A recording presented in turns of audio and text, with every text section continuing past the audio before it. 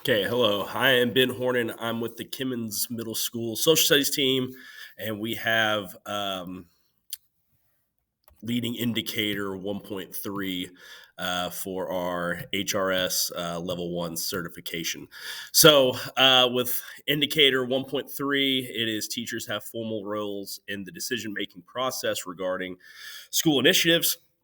And so I'm going to go ahead and go through the survey that we had along with the lagging indicators and what we believe was a strength of our school. So, with our findings, these are kind of the overall of 1.3 when we did the survey last year. And so, out of students, they found that with leading indicator 1.3, students were 3.78, staff 3.56, parents had a 4.5, and then the administration team with Dr. Hinkle, Miss Chase, and Miss Kirsch had a 4.13. So you can kind of see that everyone scored above a 3.5 overall. Parents and admin were in the agree to kind of strongly agree category. Students and staff were kind of closer to the agree as far as rounding up with our survey results. And so I'm going to go ahead and break down each one. For the student results, it said teachers help make important decisions at the school. And out of the students who had taken the survey, 3.78 was our mean score. Moving on to the staff results that we have here. We've got a mean score. This first one was actually the lowest, which is going to be below the 3 mark. And it is clear which types of decisions will be made with direct teacher input. So I'm going to go through this presentation here and then try to go through and explain how we can show this as actually area of growth from just this one, and how actually teachers do have more of a direct input with some evidence as well. And then as you can go through, techniques and systems are in place to collect data and information. That's almost a 4. We also have notes and reports exist documenting how teacher input was used to make specific decisions. That's closer to a 3.3.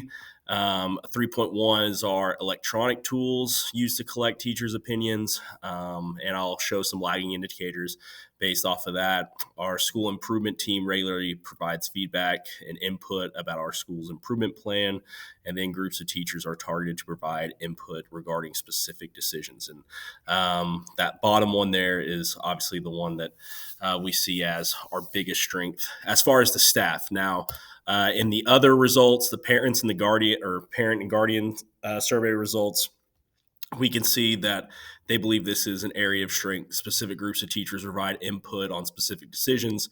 Teachers can help make important decisions at my child's school. And then we have our administrator results. And from the administrator team, we can see that the mean score on a lot of these are over a 4. As far as techniques and systems, notes and reports, electronic tools being used to collect teacher input. And then groups of teachers are targeted. It is clear which types of decisions. And you can see that both admin and staff thought this groups of teachers are targeted to provide input regarding specific decisions. And that is really key when it comes to our HR or our guiding coalition team. And as far as the different teams of like the student committee team of teachers. And so there's different committees where teachers are asked to provide input. And I think that is one of the biggest strengths as far as what admin and staff both said. So we have here, it shows that data collection systems are in place to collect opinion data from teachers and staff regarding the optimal function of our school. Administrators send out Google Forms to collect opinions. There's also emails, sticky notes that are collected, and I'll have some photographs of those during our professional developments.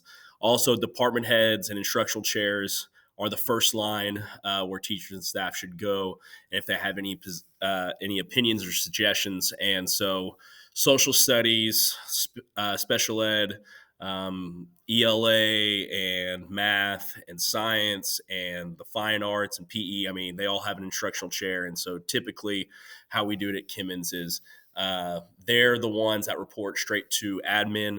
And if there's a teacher that is having a concern about their specific content or maybe curriculum, whatever it may be, typically you go to the department chair and then they report it to administration. But I'll show some of those other lagging indicators here as well. So here's one. This is from our assistant principal, Ms. Kirsch, and this was back in December when we took our NWEA standardized test. And so there was a couple of issues that we had whenever we were giving this exam. And so Ms. Kirsch put a Google form together to kind of have all of us teachers really have input as far as the logistics of the test and having it in the morning versus the afternoon, and when should we give the bathroom break. So this survey was able for us teachers to kind of have an input because we did have another NWEA test in March. And some of those things that teachers suggested were implemented in that next exam.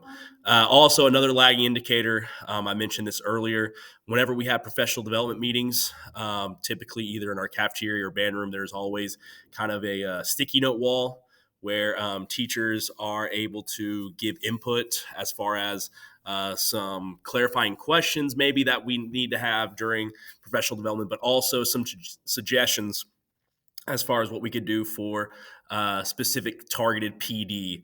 And so I know our administration team take these sticky notes and kind of look at these and kind of try to get a survey as far as what could be able to be used or what should be discussed at the next PD meeting. The manner in which opinion data from teachers and staff are used is transparent. So this is kind of up to the discretion of administration. So if administration feels that the opinion data would benefit the school as a whole, it is communicated via email or professional development to everyone, also through a survey or Google form. If it's more privatized, it's usually on a one-on-one basis. And so typically, as far as that one-on-one basis, if a teacher has a specific concern or if they want to have input on something that is coming up, our administration team is always open for suggestions and having a sit down one-on-one conversation with them. Or if it is, again, benefit for the whole entire school, they do address those concerns using the school email for everyone. It says opinion data collected from teachers and staffs are archived. And yeah, I mean, that's the kind of key that a lot of, I know Dr. Hinkle likes to use are those Google forms because these suggestions do help out, whether it's PLC meetings or maybe it's professional development meetings. And so he likes to keep kind of an archived collection of a lot of our input as far as different meetings that we may have. So PLC meetings, there's an agenda that's kept with our minutes from previous meetings. There's also a place to document minutes during a current meeting. The guiding coalition meetings are always sent out to the entire staff. Typically, we'll have Miss Williams, who is one of our science teachers. She takes notes during the meetings and then she forwards them all throughout the school. But our guiding coalition team is made up of about 15 different team members. And again, a lot of those guiding coalition team members are department heads as well. And so that's how we can kind of get information out to the rest of the staff. And then any Google Forms, emails sent out to teachers and staff are saved via email and not deleted. So here is from Miss Williams. She had sent out a guiding coalition meeting minutes. And so she kind of just gave some bullet point notes back in February when we had our guiding coalition meeting for that month.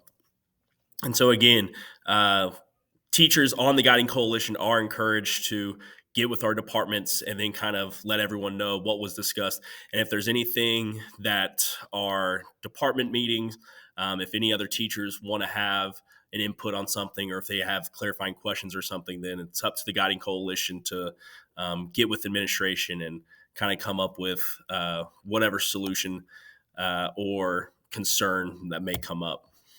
This is another one from Ms. Kirsch. This is on the HRS questions. And so she had sent this out during our February professional development. So if anyone was having questions or concerns about this HRS level 1 certification, she had asked us to fill out this form so she could address us individually as well. And then this is just what the survey kind of looked like as far as what specific questions do you have about leading and lagging indicators, because that can be confusing for a lot of teachers who are new to the process. Also, any of the general questions or concerns that you may have. And this is from Dr. Hinkle. Whenever he sends out the agenda and the minutes from Guiding Coalition, us teachers are able to go through this and kind of see what is on the agenda for the meeting.